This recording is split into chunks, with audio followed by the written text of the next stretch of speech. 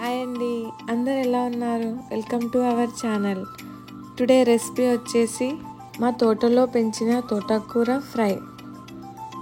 ఇంకా ఎందుకు లేటు, గార్డెన్కి వెళ్ళి ఫ్రెష్గా కట్ చేసుకుందాం. మన గార్డెన్లో ఫస్ట్ హార్వెస్టింగ్ తోటకూర. ఎంత బాగా వచ్చింది కదా. అసలు వీటికి నేను సీడ్స్ అనేవి ఏమీ వేయలేదు, లాస్ట్ ఇయర్ వేసినవి.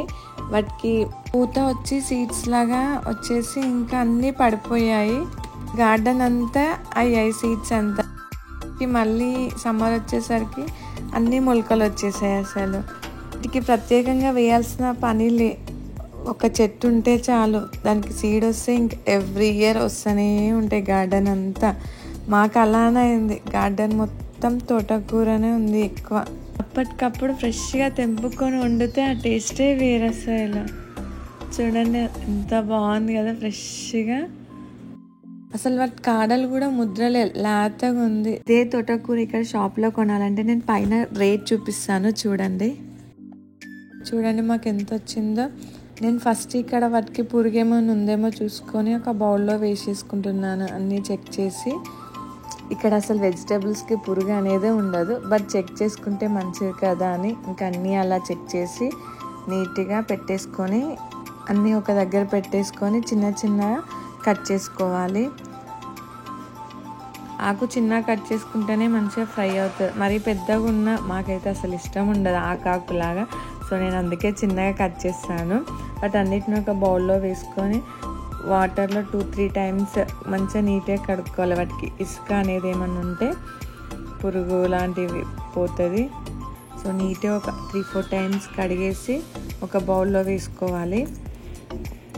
నెక్స్ట్ మళ్ళా కడిగి నేను వాటర్ వెళ్ళే దాంట్లో స్టెయినర్లో వేసేసుకున్నాను. మంచిగా కడిగి వాటర్ లేకుండా పక్కన పెట్టేసుకోవాలి. నెక్స్ట్ ఒక ప్యాన్ తీసుకొని దాంట్లో ఆయిల్ వేసుకోవాలి. అందులోనే ఒక 1/2 టీ స్పూన్ జీలకర్ర వేసుకోవాలి. అండ్ ఎండుమిర్చి, ఇవి యాక్చువల్గా స్పైసీ ఉంటాయి, అందుకే నేను కొన్నే వేస్తున్నాను. అండ్ గార్లిక్, మెయిన్ తోటకూర ఫ్రై అంటే గార్లిక్ ఉండాల్సిందే. నెక్స్ట్ ఆనియన్స్ కూడా ఎక్కువనే వేసుకోవాలి, ఎందుకంటే అసలు తోటకూర ఎంత వేసినా కొంచెమే అవుతుంది. సో అది ఎదగడానికి కోసం ఆనియన్స్ ఎక్కువ వేసుకోవాలి.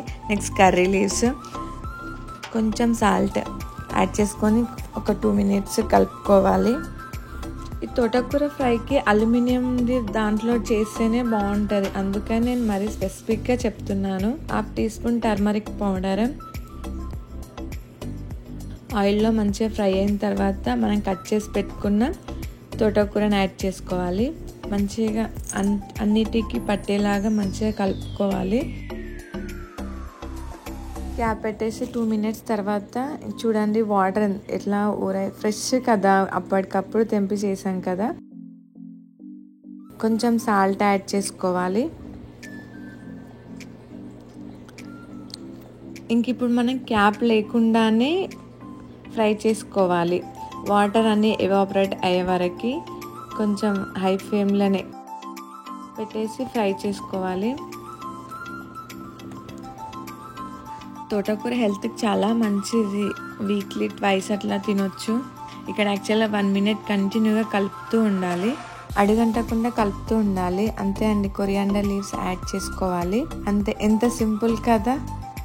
తోటకూర ఫ్రై రెడీ. చూస్తుంటేనే తినాలనిపిస్తుందా? ఇంకెందుకు లేటు, మీరు ట్రై చేయండి. Please subscribe our channel. Thank you for watching.